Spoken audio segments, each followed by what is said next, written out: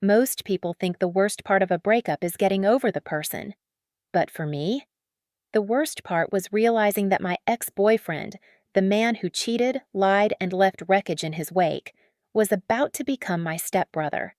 My name is Lena Morgan. I thought I'd finally moved on from Zane Whitaker, the charming real estate heir with a crooked moral compass. That is, until my mom introduced her new fiancé. His name? Owen Whitaker, Zane's father. I was stunned.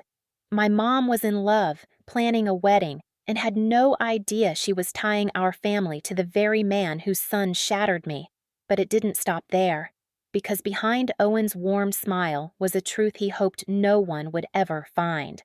And behind Zane's flirty smirks were threats he thought I'd never expose. They thought I'd stay quiet. They thought I'd play nice.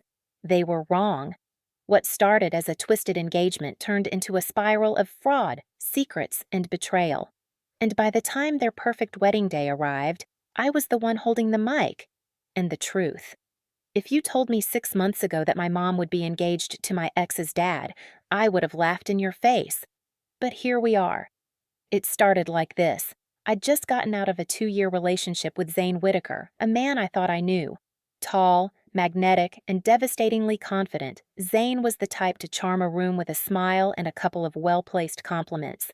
He worked in real estate development, talked fast, and dressed even faster, all designer brands and expensive cologne. But underneath that polished exterior was someone slippery, self-serving, and, as I learned far too late, deeply dishonest. The cheating was the final straw. I found a hotel keycard in his wallet. He said it was for a client meeting. I didn't believe him, so I checked the hotel's guest records. The reservation was under his name. The room had been booked for 2 nights, and the second guest? A woman I'd seen once on his Instagram, half hidden in the background of a rooftop party. He didn't even bother denying it, just smirked and said, "We were on a break, weren't we?" We weren't. I walked away, blocked his number, deleted every photo, focused on work. I was a brand strategist at a fast-growing firm, and the distraction helped, until 3 weeks ago. My mom, Camille Morgan, had been glowing lately. She'd been divorced for years and, to her credit, stayed out of my dating life. So when she invited me to brunch to introduce someone special, I was cautiously happy for her. She wore a soft lavender dress and pearls I hadn't seen since her anniversary party a decade ago. She looked radiant. "You're going to love him," she said as we waited at the outdoor cafe. "He's brilliant and so kind." I smiled, sipped my iced coffee, and watched as a black Audi pulled up to the curb. The driver stepped out, and my stomach dropped. It was Owen Whitaker, Zane's father. I froze. He hadn't seen me yet. Camille rose from her seat, beaming. "Sweetheart, this is Owen." Owen's eyes met mine, and his expression didn't change at all. Not surprise, not confusion. Just a knowing, calm smile, like he'd been expecting me. It wasn't until he spoke that something really tugged at my memory. "Lena," he said smoothly, taking my hand, "I've heard so much about you. But it's been a while since we were in the same room, hasn't it?" Same room? There was something in his tone, a familiarity I couldn't place. Had we met before Zane? I barely took his hand. "You too," I lied. My mom sat, gushing about how they met at a gallery opening, how they'd bonded over art and jazz, how they wanted to travel together. That detail was new. Camille never liked jazz. Not until recently. I couldn't focus. My thoughts kept circling. Did he know who I was? Did she know who he was? After brunch, I pulled Camille aside. "Mom," I said, trying to keep my voice even. "Owen, does he have a son named Zane?" She blinked. "Yes." "You know him?" I swallowed. "We dated." "Oh," she said, her face falling. Then quickly, "But it's all in the past, right? That doesn't have to matter. Owen told me he was there for Zane after the breakup, helped him see his mistakes, said you were too hurt to talk to, but he always thought you had great potential." I couldn't believe what I was hearing. "Mom, he cheated on me." She hesitated. "Owen isn't Zane. He said it was a messy situation, but you two ended a while ago. What matters is now." I didn't argue. But that's when the pit in my stomach turned to steel. Something wasn't right, because if Owen knew who I was, and I was sure he did, why didn't he say anything? Why pretend? And why was Zane suddenly back in town? More than that, why was Camille suddenly inheriting property from a distant aunt she hadn't seen in 20 years? Why had Owen been so helpful with the legal paperwork? Why was he so keen on helping her get it appraised and secured?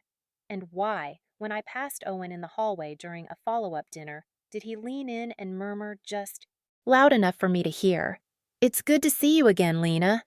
Really? The next time I saw Owen was a week later at my mother's house. Zane was there. He was lounging on the deck chair like he belonged, sipping from a crystal tumbler, sunglasses perched in his hair. As if this were normal, as if I hadn't seen him a year ago walking out of a hotel with someone else on his arm. When our eyes met, he didn't freeze like I expected. He smiled, cool and slow. "Lena," he said, walking toward me, voice dipped in false warmth. "Didn't expect to see you so soon." I didn't answer. I turned toward the house, but he followed. "Look," he said once we were out of earshot, "I know this is weird, but let's be adults about it. The past is the past. You don't need to say anything to your mom." I raised an eyebrow. "Say anything about what?" He gave a short, dark chuckle. "You know what I mean." Then he stepped closer. Too close. His voice dropped, low and sharp. "Lena, I think you wouldn't want certain details about your mom's divorce getting out. Like how she might have forgotten to disclose that offshore trust from your grandfather's estate. Or the bridge loan she accepted under someone else's name back when things were tight. Owen's good at digging. He knows what strings to pull." My jaw clenched. "Are you threatening me?" He smiled. It didn't reach his eyes.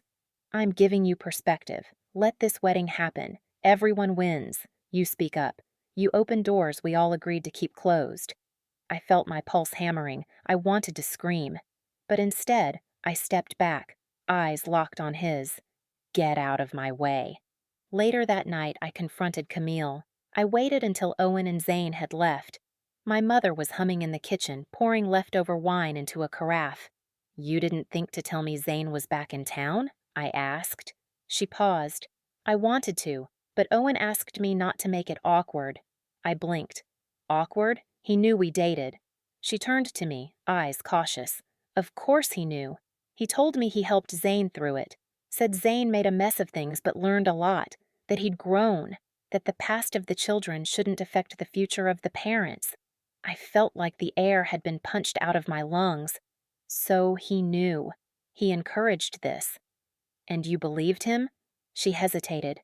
"He's been so supportive. He helped me with the inheritance paperwork, the old house in Newport, the investment account from Aunt Vi.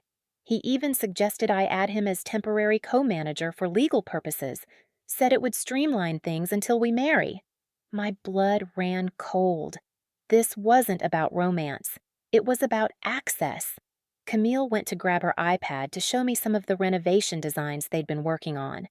She left her email open. Out of reflex, my eyes skimmed the screen, and then froze. An email from Owen, sent to his lawyer. Subject: Post-nuptial asset plan, CM consolidation. Body preview: ensure all jointly held assets transfer to OW account post-certification. Key holdings: Newport property, Vi Trust, pending mutual funds. I stared at it, heart pounding. He was planning this. In writing. I quickly snapped a photo before the screen dimmed. I left that night with my head spinning. Owen wasn't just walking into our lives. He was orchestrating a takeover. And Zane? He was the muscle, the distraction, the piece of the past sent forward to keep me silent. But they miscalculated, because I was done being quiet, and I was just getting started. The next week became a blur of smiling masks and tightening nooses. Camille continued to gush about Owen's stability and how grounded he made her feel. I listened, biting my tongue as she showed off samples of wedding stationery Owen had pre-ordered, engraved with their combined initials C and O. As in consolidated and owned, I muttered to myself. But the worst part? Zane wouldn't go away. He kept showing up, offering to help paint the guest room, fix a leaky faucet. even give me unsolicited career advice. Each time he did, I felt the air constrict around me. He'd lean close and say something subtle, sharp. "You look tired, Lena. You sure you're not overwhelmed trying to protect what's not yours?" That Thursday, I stopped by Camille's to pick up a necklace I'd forgotten. Owen's car was in the driveway, but hers wasn't. I slipped in quietly, not wanting to linger. On the dining table was a thick envelope. Curiosity made me pause. The flap was unsealed. Inside, copies of Camille's property deeds, retirement accounts, her medical directive. All of it, flagged with Owen's notes in black ink. Merge post-marriage, add OW signature authority, and, chillingly, execute POA revision once legal. He was planning to take everything. I shoved the documents back in place and snapped more photos. That night, I went home and did something I hadn't done since college finals. I didn't sleep. Instead, I drafted a dossier. A digital folder with everything: the lawyer email, the documents, the financial notes. I backed it up to cloud storage, named it "In Case of Fire," and then I called in a favor. My friend Mariah worked in risk compliance at a private bank. She owed me for helping her build her business pitch last year. I asked her to discreetly dig into any public or gray area financial behavior tied to Owen Whitaker. What she found chilled me. 2 lawsuits, both quietly settled, one in 2018. A woman in San Diego who claimed Owen fraudulently induced her into signing over investment property under the promise of marriage. The second, a joint venture partner who accused Owen of strategic embezzlement. I stared at the PDFs she sent. Different women, same method. Romance, paperwork, disappearance. This wasn't a coincidence. It was a playbook. Meanwhile, Zane was growing bolder. He cornered me in the backyard during a cookout, the hum of laughter from the patio fading behind us. "You really think you're going to stop this?" he asked, casually lighting a cigar. "You're clever, but you're outnumbered. And you're late." "I've stopped worse," I said. He smirked. "That's the spirit, but just so you know, Owen's not playing this one solo. There's another player, a silent partner." That stopped me cold. "What are you talking about?" He blew out a long plume of smoke. "Someone you wouldn't expect, but hey, keep digging. Just remember, you're not the only one with a file." The implication sat heavy in my chest. There was more I didn't know. Someone else was helping Owen, or at least had a vested interest in his scheme. I spent that weekend researching public records on the Newport property. That's when I found it. A lien. Filed just 2 months prior by a holding company linked to Zane, under an alias, but traceable with a little finesse. It seemed Owen and Zane had already borrowed against Camille's property value, without her knowledge. They weren't waiting for the wedding. They were already cashing in. I had enough to confront Camille, but not yet. She wasn't ready. Instead, I changed tactics. At Sunday brunch, I smiled. I asked Owen about his golf game. I complimented Zane's new blazer. I played along, and I planted a seed. I've been thinking of doing a story for my firm's blog, a profile on modern estate planning and family trusts. Would you two mind if I ask about how you're structuring things post-wedding? It's so fascinating watching a blended family come together financially. Owen's eyes narrowed, just slightly. Zane choked on his mimosa. The game had shifted. Now they knew I wasn't just suspicious. I was watching, and I wasn't afraid to play dirty. It happened on a Thursday. Camille was away at a spa weekend with her best friends. Owen was out of town for business, and I'd come by to drop off some legal brochures I'd found about asset protection, hoping they might prompt Camille to finally question some things on her own. But Zane was there. He must have been watching the house, waiting for the perfect moment. As I stepped inside, he appeared from the hallway like a shadow. "Looking for something?" he asked. I stayed calm.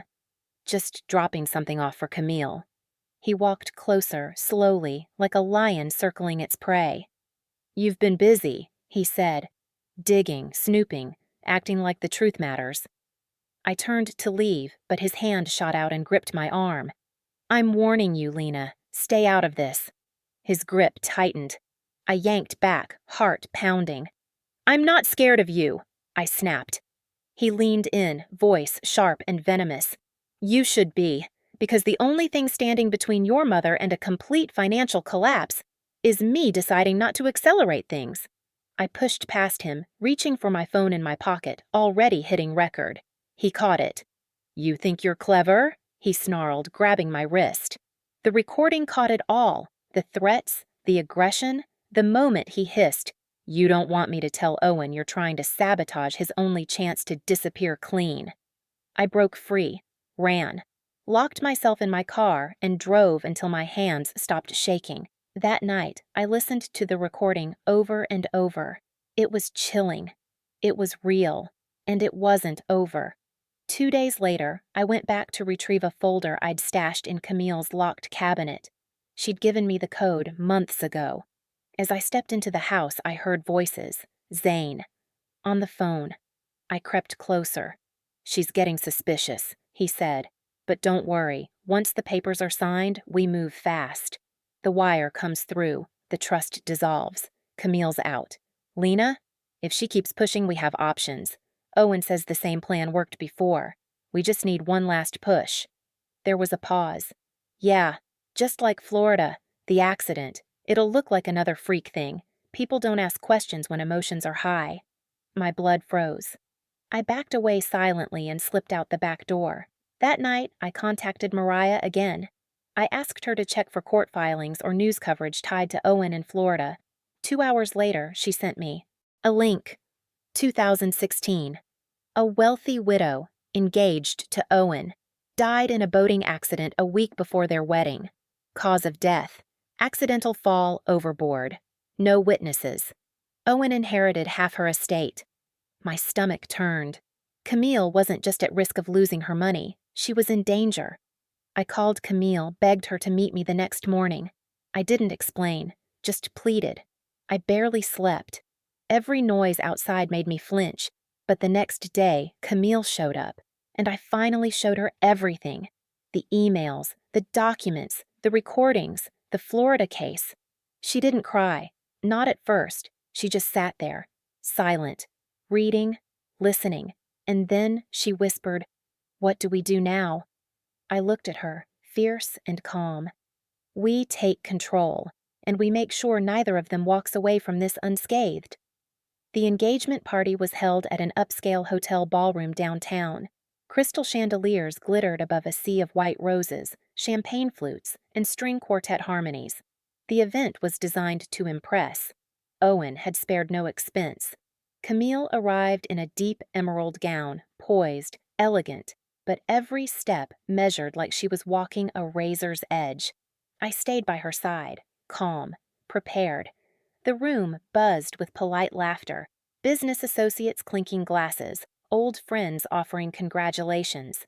At the front of the room, a podium stood beside an ornate, tiered cake. Owen mingled with a wine glass in hand, his smile weaponized. Zane lurked by the bar, watching. And then it was time. Camille stepped up first to say a few words, thanking everyone for sharing their joy. Then she passed the mic to Owen. He spoke with effortless charm, talked about second chances, about love arriving when you least expect it. Several guests dabbed their eyes. I was next. My hands didn't shake. "Thank you all for being here," I said. "Tonight, I'd like to share a few things about love, truth, and the importance of knowing who's really standing beside you." Murmurs rippled through the crowd. I took a breath and began. Layer 1. I told them about my past with Zane, how he'd cheated, lied, manipulated, and how he'd recently threatened me. Played from my phone the audio I'd recorded just days ago. His voice, unmistakable, hissed through the speakers. Gasps. Zane moved forward. Camille raised her hand. "Stay where you are." I continued. Layer 2. I shifted focus to Owen, showed emails, financial documents, projected them on the screen behind me. His plan to consolidate Camille's assets. The alias used to file a lien against her property. His correspondence with legal counsel planning post-nuptial seizure of control. The room fell deathly silent. Owen tried to step forward. "This is a misunderstanding," he said. "Camille, I can explain." But then, Layer 3. Two women entered the ballroom. One was tall, with silver-streaked hair and haunted eyes. The other, younger, held a folder in her arms. "My name is Meredith Shaw," the older woman said. "I was engaged to Owen in 2016. My sister, Angela, was the woman who died in Florida." Gasps turned into shouts. She told us about Owen's sudden changes, the financial pressure, the updated will, and when she disappeared, we knew something was wrong. But no one believed us. Until now. The younger woman stepped forward. "I've filed a complaint with the Florida Department of Justice, and I've spoken to detectives here in Massachusetts. There's a case being reopened." Owen's face drained of color. Then, a fourth voice rose from the back. Two men in dark suits stepped forward. "Mr. Whitaker," one said, "we're with the Massachusetts Attorney General's office. We need you to come with us." Chaos erupted.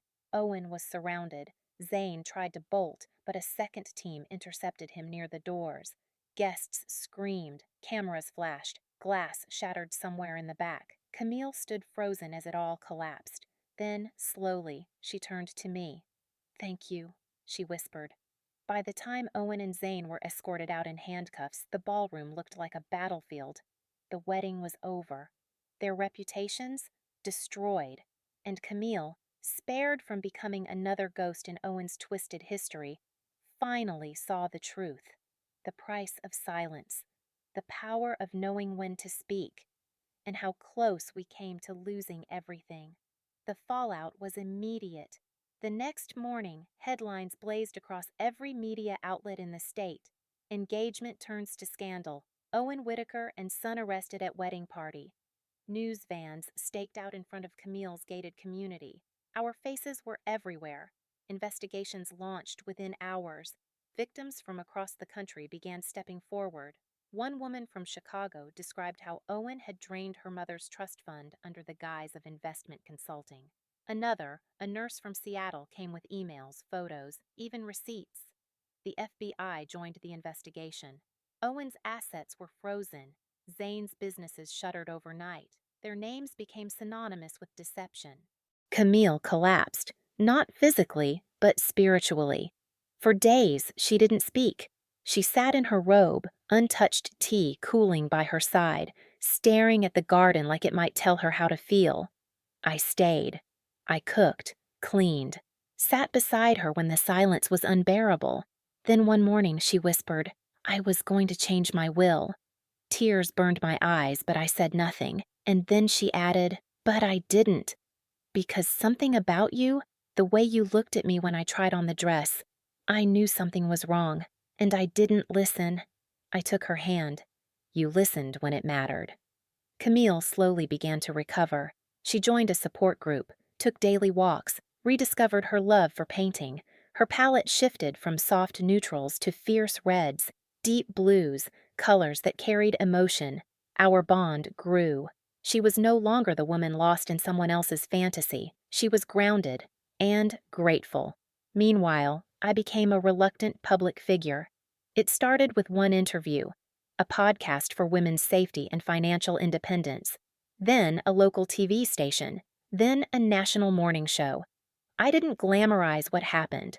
I told the truth about patterns, about subtle manipulation, about the red flags too many women are taught to excuse. Messages poured in, survivors, supporters, strangers who saw their own experiences in mine. But not all of it was kind. Threats arrived too. Anonymous emails, a letter postmarked from a town near Owen's last known partner. One message read, "Some people don't like traitors." Keep your mouth shut. I reported everything. Police offered protection. Camille had a security system installed. We took precautions, but we didn't hide. Meanwhile, law enforcement expanded their scope. A forensic accountant found a network of shell companies tied to Owen and Zane. A property developer in Miami was arrested. A former attorney disbarred. It turned out their web reached further than anyone knew. The DA announced a formal case: interstate fraud, conspiracy, extortion, and suspicion of involvement in a suspicious death. Camille attended the first court hearing. She stood tall, quiet. But when the reporters asked if she had any regrets, she said clearly, "Yes, but not for leaving, for not seeing it sooner. And I was standing beside her. We weren't just survivors, we were witnesses. And we were ready for justice. 6 months later, the world had changed. The trials were ongoing, but public interest had quieted. The media had moved on to newer scandals. But in our home, the echoes remained.